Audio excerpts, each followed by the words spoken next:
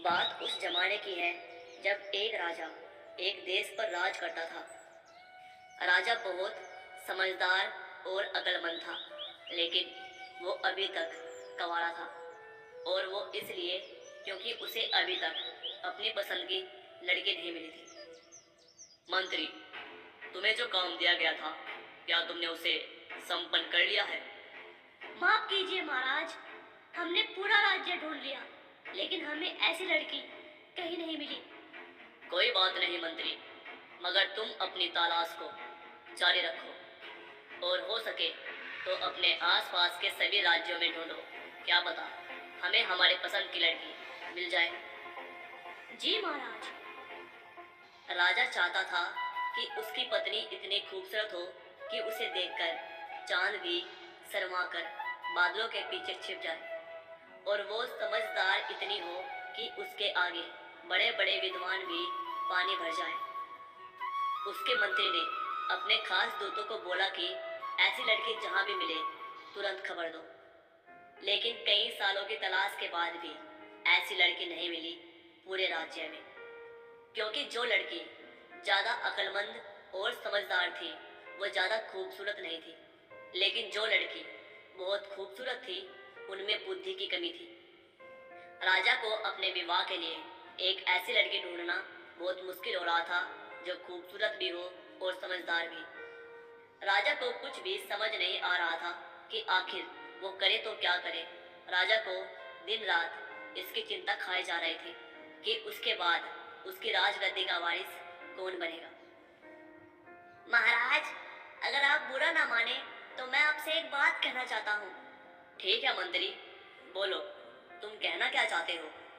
महाराज, अगर आप मेरी मानो तो आप एक गरीब आदमी का भेष बदलकर एक राज्य से दूसरे राज्य में घूमो, फिर हो सकता है आपको कोई लड़की पसंद आ जाए। राजा को मंत्री की सलाह बहुत पसंद आई। उसने एक गरीब आदमी का भेष बनाया और महल से निकल गया। वो अभी अभी अपने राज्य से बाहर निकला ही था कि रास्ते में उसे एक किसान मिला जो अपने गांव जा रहा था। राजा ने उस किसान से कहा, ए भाई, अगर तुम भी मेरे साथ चलना पसंद करोगे तो मैं तुम्हें भी अपनी सवारी पे बिठा लूंगा। अरे भाई, क्यों मजाक करते हो?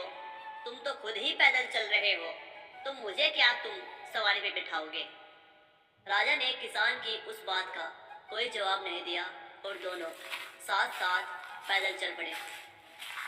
वो चलते चलते थोड़ी ही दूरी पर गए होंगे कि उनके रास्ते में एक पकी हुई फसल का खेत पड़ा जिसमें गेहूं की फसल खड़ी थी। कितनी शानदार फसल है! हाँ, बहुत अच्छी फसल है, लेकिन पता नहीं ये फसल कटी हुई है कि बिना कटी हुई। तुम्हें नजर नहीं आता कि ये फसल कटी हुई है कि बिना कटी हुई?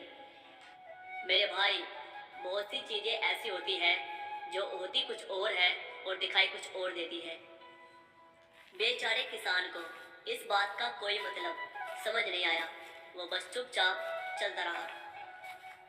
वो अभी थोड़ी ही दूर गए थे कि उनके सामने से कुछ लोग एक अर्थी को लेकर शमशान घाट जा रहे थे। तभी राजा उसे देखकर कहता है, ये आदमी जिंदा है या मुर्दा? तुम्हें दिखाई नहीं देता क्या? अगर ये आदमी जिंदा होता तो ये लोग इसे शमशान घाट क्यों लेके जाते? तुम्हारे दिमाग का जरूर कोई पैच ढीला है। इसके बाद वो दोनों आगे बढ़ने लगे। चलते चलते शाम हो गई और इसी के साथ किसान का गांव भी आ चुका था। वहां रुककर किसान ने राजा से कहा, अरे भाई, तुम कहाँ जाओगे? मेरी मंजिल अभी बहुत दूर है, लेकिन मुझे लगता है मुझे अपना सफर सुबह को ही शुरू करना चाहिए, क्योंकि मैं थक भी गया हूँ और मुझे भूख भी लगी है। तुम्हारे गांव में सराय तो होगी। देहाती बहुत ही मेहमान नवाज होते हैं। किसान ने सोचा, बेचारा इतनी रात को कहाँ जाएगा, कहाँ इतनी रात में धक्के खाता फिरेगा। पता नहीं इसके पास पैसे भी है या नहीं। क्यों ना मैं इसे अपने घर पर ले चलूं। एक रात की ही तो बात है, सुबह तो ये चला ही जाएगा। अरे भाई, ये छोटा सा गांव है, यहाँ पर सराहें कहाँ होगी? तुम मेरे साथ मेरे घर पर चलो और खाना पीना खाकर तुम वहीं पर सो जाना। तुम हमेशा खुश रहो। तुम्हारे घर पर कितने लोग हैं? हम 3 लोग हैं, मैं, मेरी पत्नी और मेरी बेटी। क्या तुम्हारी लड़की की शादी हो गई? अभी नहीं, लेकिन सोचता हूँ कि इस बार की फसल बेचकर उसके हाथ पीले कर दूं। इतना कहकर किसान राजा को अपने घर की तरफ ले चलता है। किसान ने घर पहुंचते ही अपने घर का दरवाजा खटखटाया। किसान की पत्नी बड़ी ही बेचैनी से किसान की राह देख रही थी। जब एक अजनबी के साथ उसने किसान को देखा तो वो थोड़ी हैरान सी हुई। किसान का घर भले ही छोटा था, लेकिन बहुत ही साफ सुथरा और सुंदर था। ऐसा लग रहा था जैसे किसान ने अपनी उम्र भर की कमाई अपने घर में लगा रखी थी। एक किनारे पर एक दिया जल रहा था। तभी एक दूसरे कमरे से एक लड़की बाहर निकली। हाय हाय हाय हाय। जब राजा ने उसे देखा तो राजा को ऐसा लगा कि जैसे चांद खुद जमीन पर उतर आया हो। हाय हाय हाय। राजा ने कहा, आपका मकान बहुत ही खूबसूरत है, लेकिन एक ईंट की कमी है। किसान यह सुनकर झंझना गया। उसने सोचा कि उसने इतनी मेहनत से मकान बनाया है, लेकिन ये आदमी इसमें एक ईंट की कमी बता रहा है। अच्छा भाई, चलो इन सब बातों को छोड़ो, जाओ मुंह हाथ धो लो, फिर हम दोनों मिलकर खाना खाते हैं।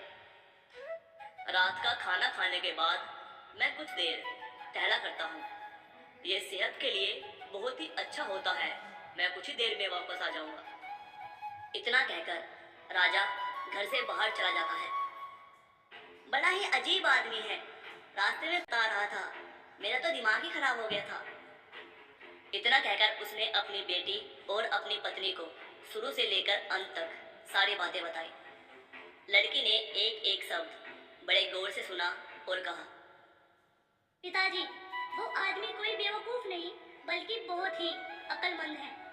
अरे बिटिया, जरा सोचो तो, हम दोनों पैदल ही जा रहे थे। तो उसने कहा कि अगर तुम मेरे साथ चलना पसंद करो तो मैं तुम्हें भी अपनी सवारी पे बिठा लूंगा। ऐसी बात क्या कोई अक्लमंद इंसान कर सकता है क्या? पिताजी, उसका ये कहना बिल्कुल सही था। जब कोई अकेला आदमी सफर करता है तो थोड़ा सा भी फासला काटे नहीं कटता, लेकिन जब 2 आदमी बातें करते साथ चले तो लंबा सफर भी छोटा लगता है। सवारी पे बैठाने का उनका यही मतलब था कि आओ हम दोनों साथ में बातें करते हुए चले। तुम्हें थकान महसूस नहीं होगी और तुम्हें लगेगा कि तुम सवारी पे बैठे जा रहे हो। ठीक है, चलो, ये बात मैं मान लेता हूँ, लेकिन उसने अर्थी को देखकर ये क्यों कहा कि यह आदमी जिंदा है कि मर गया? पिताजी, इस बात का भी बहुत गहरा मतलब है। यदि कोई इंसान बहुत अच्छा, ईमानदार और लोगों की भलाई करता है तो लोग उसे मरने के बाद भी याद रखते हैं। ऐसे लोग लोगों की यादों में जिंदा रहते हैं। लेकिन इसके अलावा जब दूसरे लोग मरते हैं तो उनके मरने के बाद लोग उन्हें भूल जाते हैं। उसके पूछने का यही मतलब था कि मरने वाला इंसान अच्छा था या बुरा।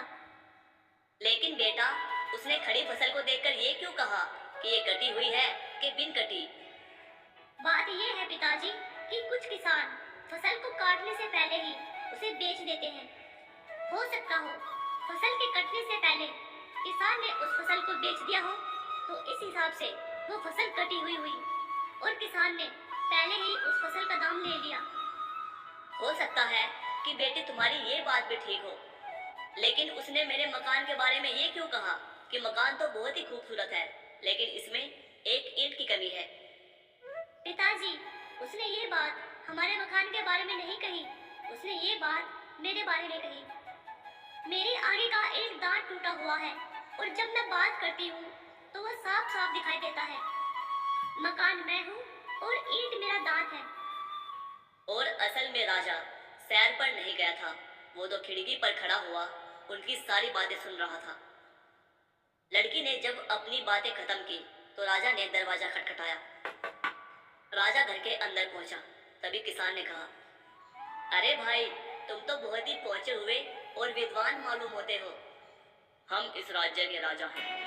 ईश्वर का धन्यवाद हो कि जिस तरह की पत्नी हमको चाहिए थी वो हमें मिल गई। इतना कहकर राजा ने अपने कमर में बांधी हुई एक थैली निकाली। राजा ने उसमें से सोने की मोहरें निकाली और किसान को देते हुए कहने लगा, इन मोहरों से अपनी लड़की के लिए कपड़े और गहने बनवाओ। 1 हफ्ते के बाद हम बारात लेकर आएंगे। फिलहाल हम महल जा रहे हैं। किसान और उसकी पत्नी हैरानी से एक दूसरे के मुंह देख रहे थे। उन्हें ये समझ नहीं आ रहा था कि ये सपना है कि हकीकत। किसान राजा के साथ अपनी बेटी का विवाह करने के लिए राजी हो जाता है और राजा को भी अपनी मनपसंद लड़की मिल जाती है। अब आप कमेंट करके बताओ, एक समझदार लड़की और एक खूबसूरत लड़की, इन दोनों में से यदि आपको एक चुननी हो तो आप किसको चुनोगे? क्योंकि ये दोनों क्वालिटी एक ही लड़की में मिलना बहुत ही मुश्किल हो जाता है। वीडियो को लाइक करना मत भूलना। ऐसे ही वीडियो देखने के लिए चैनल को सब्सक्राइब भी कर लेना। मिलते हैं अगले वीडियो में, तब तक के लिए धन्यवाद।